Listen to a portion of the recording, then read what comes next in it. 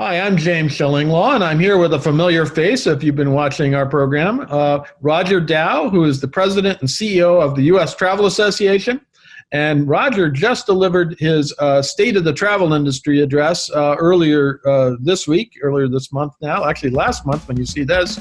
And we're going to talk a little bit about that and more on Insider Travel Report. Now, Roger, first of all, where are you and how are you? Well, I'm doing well, number one. Number two, I'm in St. Petersburg, Florida today. But if you were doing this yesterday, as you know, I was in Washington, D.C., where we did our State of the Travel Industry address in D.C. And the difference between Florida and Washington, D.C. is night and day. I can imagine. One is open and restaurants, and the other is like closed and depressing. Yeah. Well, let's talk about it. And this is really, we're going to talk to you about the speech you delivered, which I thought was excellent. So if you all get a chance to read the article we did on it, it's a great sort of outlook, and it's an optimistic outlook, I think. But let's talk a little bit describe the impact of the pandemic on the travel industry. How bad has it been? And is this obviously been the worst crisis ever in the industry that you can remember? I've been in this industry a long time, as you know, and this is by far the worst crisis. To put it in perspective, the industry will have lost $500 billion they thought at the beginning of 2020 they would have. But worse is the toll on the people. The travel industry employs 16 million Americans, and in May, 8 million of those Americans were out of work, making it 51%. To put that in perspective, James, the Great Depression, the worst year you and I weren't around for, but 1933, the unemployment level was 25%. So this is twice the Great Depression, and we think 9 to 10 times worse than the impact of September 11th. No, absolutely. And I know we've talked about that before, but it hasn't got any better. We did an interview last year, and it just at that time we had thought that we'd be out of this by now. Now, you said in your address last week that the industry's goal is not simply to recover what we've lost, but to rebuild an industry that is better positioned than before the crisis. How is the industry going to do this? Well, I think we're going to do it like you do anything in life, step by step. We're bringing back leisure right now. It's most important that the people and the travelers know that it's safe to travel. All the protocols they're doing in the airlines, the hotels, the theme parks, that's important. Leisure will get going. Drive is actually doing pretty well. Drive market's maybe down 5-6%. It's the air that's down 60-70%. Then we've got to bring back meetings and conventions and business travel. That's the big one, because it's all about corporate travel policies. Most companies have told their people don't travel. They don't want the liability. And in fact, the controllers are looking at the travel savings and say, hey, this isn't so bad. So we've got to reverse that. And then lastly, to come back is international. And we don't get international back in a big way. That's $250 billion to the U.S. economy. So it's very important. So it's going to go in those steps. Leisure right now, business travel, small meetings, bigger meetings, and international. Absolutely. Well, it all go in stages, hopefully, and quicker the better. Now, also in your speech, and given what's going on in Washington these days, you projected travel as being really a unifying force that kind of can help heal the divisions in this country. Can you talk a little bit about how this can happen and what travel can do and how travel can spur an economic recovery? Well, many years ago, decades ago, it used to be said as goes General Motors, goes U.S. economy. You and I have seen as goes travel, goes U.S. economy. Nothing happens until somebody makes a trip, whether it's meetings, whether it's a place to live, whether it's a school for their kids to go to. And it's so important to the U.S. economy that we bring that back. And we're going to do that, but it's going to be step by step, and we're going to start seeing it recover probably this summer. You'll begin seeing the green shoots, and it'll get better from then on. Now, the travel industry has received at least some help from the two different government relief bills that were passed by Congress and signed by President Trump last year. What more does it need from this next round of relief that is currently being negotiated, we hope, in Congress? Well, the last round, which came just in December at the last minute, should have happened in August. It's a shame that politics on either side comes first before the welfare of the good men and women and the small businesses and all of that. But we got that, and that'll carry us probably through to March. But what we're really looking for is, it's a great opportunity for the Biden administration to step forward and really use travel to bring back the economy. One, it'll bring it back from more jobs. Secondly, we're going to be looking for stimulus. We've got a couple of proposals in front of them for a travel tax credit for every family, a meetings tax credit. That will be big. And then we're asking for a large number, over $10 billion, to go to destinations to bring them back. Because if you can bring back the cities, you'll bring back America. And I think that's so important. And lastly, you asked me earlier, and I didn't quite finish, about travel bringing people together. And right. A quote you heard me use in my remarks was my favorite from Mark Twain over 120 years ago, is travel is fatal to prejudice, bigotry, and narrow-mindedness. And nothing is more true. You and I travel around the world at trade shows, and isn't it interesting when we go to an international trade show, we'll go watch all the Middle Eastern country folks sitting talking about where they're going to go for dinner, where you went last night, and then they go home and their governments are mad at each other. So travel is the one thing that brings people together. And I think Biden has a great chance to step forward and say, America, let's go see one another. Let's get together, because it's going to be a while for international to come back. But travel industry and the U.S. economy can come back based on the pent-up demand from just domestic travel alone. No, absolutely. I think that is going to happen. Now, U.S. Travel Association has had some initiatives to sort of spur more travel. I'm referring, of course, to the Let's Go There initiative. And now I know you're getting ready to do this follow-up, Let's Meet There. How can U.S. Travel help bring back leisure, business, and meetings and events travel? Well, it all started back in May when we brought the whole industry together. And the thing with U.S. Travel is we're an umbrella association, so all the various segments of travel work with us. And we got first with health and safety protocols. We had to make sure that everybody was doing consistent protocols for health and safety. Then we launched, as you just called it, the Let's Go There campaign. And that launched in September. And the whole idea was to say to Americans, when you're ready, when it's safe, when you feel good, start traveling. But let's plan for travel now. Nothing gives people more happiness, more satisfaction, almost as much as the trip itself, than planning and anticipating that trip. So that's been very successful. Tens of millions of impressions. People are planning. I watched American Airlines send something out before the holidays. Give your friends and family the gift of travel. That was us, part of the Let's Go There campaign. But then the second phase that's starting just now is Let's Meet There.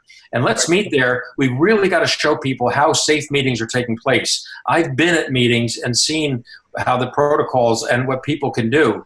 It's a shame that governors have said you can have no more than 250 people. 250 people in a phone booth is a lot different than 250 people in a 1 million square foot convention center. And I think we've got to have guidelines based on square footage and fire marshal capacity, because we know how to do this. We're not some giant festival of people, all over the place. We're very controlled in registration, how we see people, how they meet. Now, we talked a little bit about your interactions with the new administration, with the Biden administration. Have you found them so far to be receptive and willing to listen to you and help with the challenges the industry faces? Are they interested in establishing a national plan to build confidence in domestic travel? And can they develop a plan to safely reopen international travel? They absolutely are. We've been working with the transition team for some time, even before the election. We're smart. We cover our bets. We work with the Trump administration. We work with the Biden administration. And because travel's not red, not blue, it's red, white, and blue, as they say. So we've been meeting with his transition team and now with his administration, very involved, talking to his Commerce Secretary nominee, his Homeland Security nominee, and Treasury nominee, and working with them already. And they've been very receptive. And I think they're going to be very open to opening up international safely. That's the word. But the bottom line is I think we're going to see an administration that probably will be willing to put more stimulus dollars to get this thing going again, which I think is good for the travel industry. Now, one of the things that has happened is that they did institute a policy of testing of international airline passengers coming into the U.S., which I'm actually going to experience very soon. And what's U.S. Travel's position on that, of testing on international flights inbound? Our position on testing inbound flights to the U.S. is we're in favor of it for the short term till we get this COVID behind us. We think bringing people into this country, it's very important to know they've been tested. What we're opposed to, and the CDC just announced a possibility they might do this, Right. testing for domestic flights. I'll tell you why. It's impractical, can't be done. The airlines are doing such a great job. I looked up, IATA said, the International Association of Air Transport Association, basically said of 1.2 billion flights since March around the world, 44 cases have been reported that they think they got it on a plane. I looked at the odds. That's 1 in 2.7 million. I looked up, what are the odds of getting hit by lightning? 1 in 500,000. So you got a 5 times better chance of getting struck by lightning than getting COVID on a plane. So we're opposed to it because there's going to be 400 million people getting on and off planes. You think of it, before a trip, before you return, you got to get a COVID test. 400 million COVID tests. Who's going to monitor 800 airports? It's just not practical. And airlines are safer than going to the grocery store. CDC really wants to protect America. Give us COVID tests before we go shopping, and then go after the airlines. Now, I had asked you this question during the press conference, and I want to just get it on directly from you. What is U.S. travel's position on quarantines and lockdowns, that kind of thing? Obviously, some states have them. I'm in a state, New York, that has them. A lot of states don't. And I, quite frankly, I don't understand how much money they're spending to do contact tracing and everything else. It's kind of crazy. So what is U.S. travel's position on this? Our position is that quarantines really haven't proven to work. They're pretty much unenforceable. The second thing is as you mentioned, each state is different. We're not going to bring this industry back to we have all the states doing the same thing. I think what we should do is do testing, do vaccination, do all the protocols, and bring back travel, get a consistent policy. So I think that's important. If they do testing for international inbound, then they should get rid of quarantine. No one is going to travel. 80% of the people tell us they're not going to get on a plane and go sit in a hotel room for 2 weeks before they start doing their business. So if we're going to do testing, let's get rid of the quarantines and let's be smart about this. Now, one of the things you mentioned in your speech last week was that the government should focus on rebuilding and investing in infrastructure. And I had to remember, I think it was more than 2 years ago, we had a whole, we did an interview down in Washington with you about infrastructure. Then the Trump administration came. That was one of their planks, but it never really happened. Do you believe what's the prospects that it can happen this time around to invest in our highways, our rail, our airports? I think there's a good chance we're finally going to get something done. It wasn't just kicked down the road by the Trump administration. It was also the Obama administration, the Clinton administration, the Bush administration. This has been going on for 30 years. They were unified in something, right? Yeah, that's one thing they agree on. They agree on let's fix it, but then they never get there. Right. But it's a great thing, Jim. The head of tourism for Myrtle Beach said one day, he said, I don't compete with Virginia Beach. I compete with the highway system. Right. He said it takes so long for people to get there. So we're so outdated. We've got to get our airports, our air travel system, travel mobility, all this. And I think we can make progress now. I think it's going to be, I don't know Pete Buttigieg yet. I have friends that know him, but you can be sure I'm going to be knocking on his door and talking about how important this is to the industry. Yeah, he knows highways. We got to get him to learn about airlines and rail. I think so.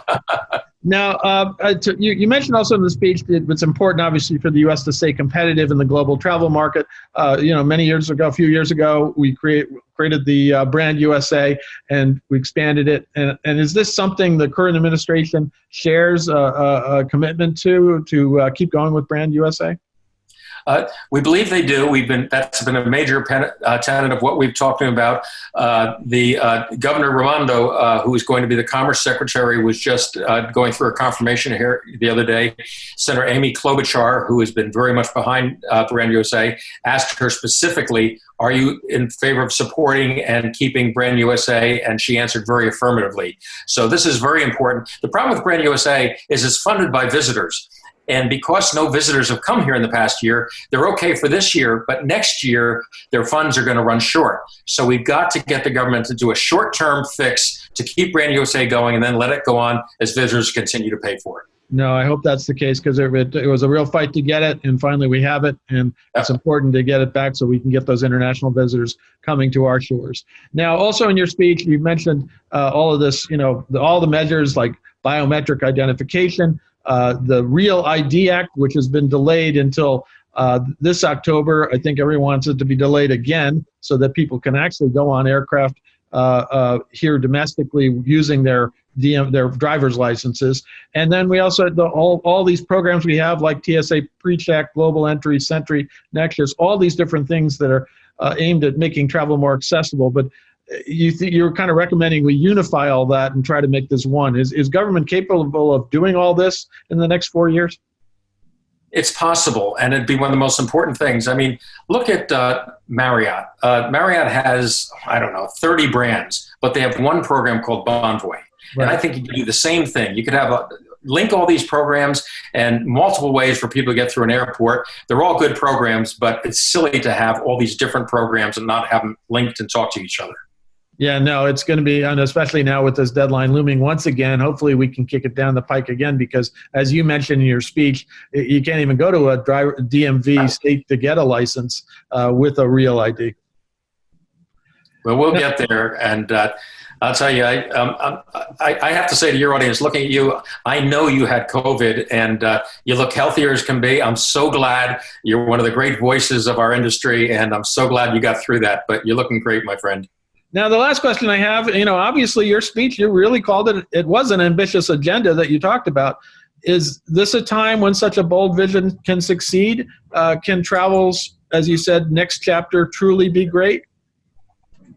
I truly think so, and we've got to be bold and not timid, and that's what I said. I saw travel come back so strongly after September 11th when they said it wouldn't, after the Great Recession in 2008, and we have an opportunity to rethink how we do travel, mobility, and really use travel as a fulcrum for our economy, for our jobs, and for global understanding.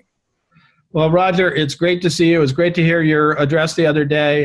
You made some great points, and let's just hope the next 4 years we can get a lot of this done.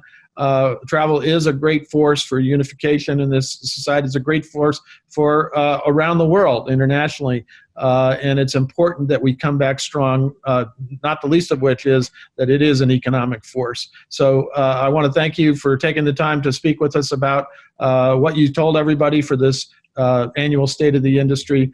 So hopefully next year we will be down in Washington and watching you live once again. We will be there. You're there every year, and you and I are going to talk about the great recovery, the great next chapter, and how travel has come back even better than we anticipated today. Thank you. Stay safe and stay healthy. I'm James Schillinglaw, and this is Insider Travel Report.